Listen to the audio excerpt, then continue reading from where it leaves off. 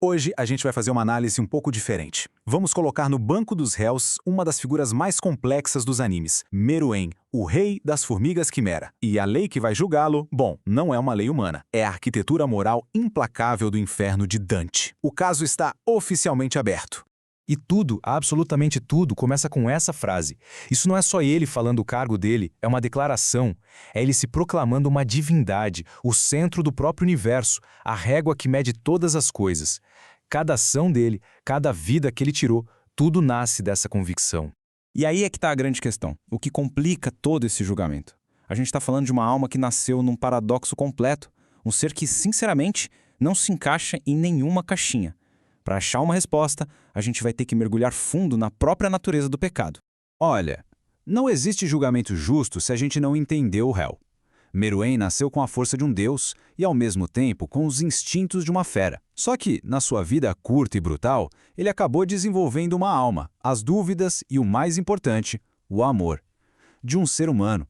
É essa transformação que torna o caso dele tão trágico e tão complexo. Vamos para a primeira acusação que a promotoria coloca na mesa. O próprio nascimento de Meruem foi um ato de violência pura. Ele rasgou o ventre da mãe, a rainha, para sair antes da hora. Um ato que, claro, matou ela na mesma hora. No universo de Dante, trair a própria família é o pior dos pecados, o mais frio de todos, punido lá no gelo no nono círculo.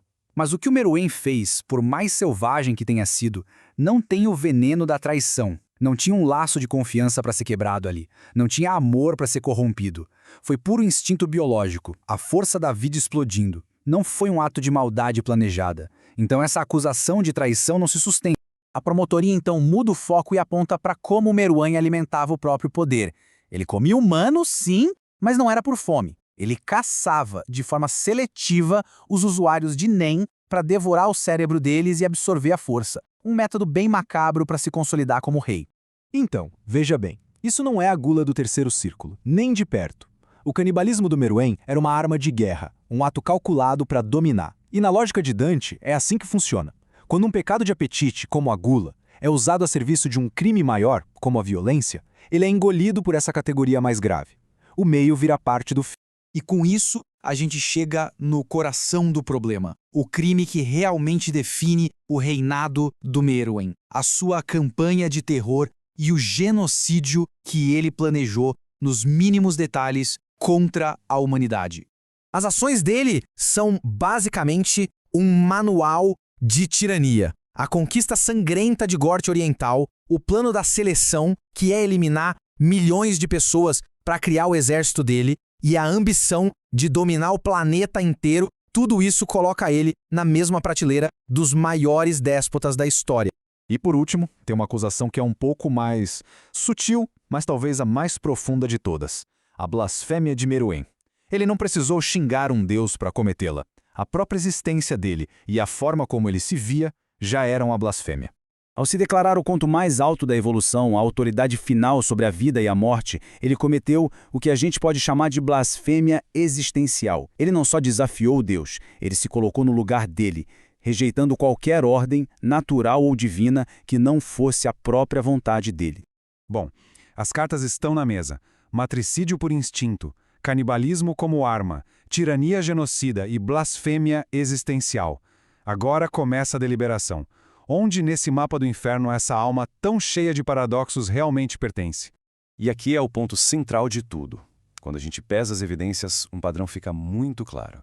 A traição, a gente já viu que não cola, faltou a malícia. A blasfêmia é uma acusação forte, sim, mas ela é mais um sintoma, uma consequência do crime principal dele. O peso esmagador das ações dele, o genocídio em massa, o regime de terror, a guerra de conquista, apontam sem nenhuma dúvida para um único destino: o círculo dos violentos contra os outros, a tirania. A partir daqui, não há mais espaço para dúvida. As provas são conclusivas e a lei é clara. O Tribunal da Justiça Divina chegou ao seu veredito. A sentença de Meruem é a eternidade no Flegetonte, o primeiro anel do sétimo círculo, um rio de sangue fervente, reservado para aqueles que cometeram violência contra o próximo, especificamente os tiranos e os assassinos em massa. Para a gente entender de verdade a profundidade dessa sentença, a gente precisa falar de um conceito chave no Inferno de Dante, o princípio do contrapasso. Lá, a punição nunca é aleatória. Ela é um espelho terrível do crime. É uma forma de justiça poética, inevitável. E esse é o contrapasso para os tiranos. Simples, brutal e, de certa forma, perfeito. A mesma substância que eles derramaram em vida para saciar a sede de poder, agora os envolve, os queima e os define para sempre. A escala global dos crimes que Meruem planejou garante a ele um lugar nas partes mais fundas desse rio. Ele não queria conquistar uma cidade ou um país, ele queria subjugar uma espécie inteira. Por isso, o lugar dele é lá, ao lado de gente como Átila, o Uno, e Alexandre, o Grande, submerso até os olhos no sangue que o reinado dele prometia derramar. Mas olha, a justiça divina é mais sofisticada do que só dor física. O tormento do corpo é só o começo. A verdadeira punição, a mais cruel, é psicológica. E ela é aplicada pelos guardiões eternos do lugar. E é aqui que a crueldade poética do inferno fica genial. Meruem, o auge da evolução, o híbrido perfeito, agora é vigiado por centauros. Ele, que se via como invencível, que se definia pela sua força esmagadora, agora não pode fazer nada. Se ele tentar levantar a cabeça para fora do sangue, uma flecha da justiça divina o força a afundar de novo. O maior orgulho dele, o seu poder, vira fonte da sua humilhação eterna. E aí, num último apelo, a defesa joga sua única carta. A humanidade que ele descobriu no fim da vida. O amor puro, abnegado que ele sentiu pela Komug.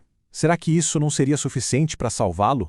Na lógica fria e implacável de Dante, a resposta é um sonoro não. O sangue que foi derramado exige justiça. O amor dele não apaga os crimes. Pelo contrário, esse amor se torna a última e mais refinada parte do seu tormento. A separação eterna dela, a certeza de que ela descansa em paz enquanto ele ferve no sangue, essa é a agonia final que completa a sua sentença.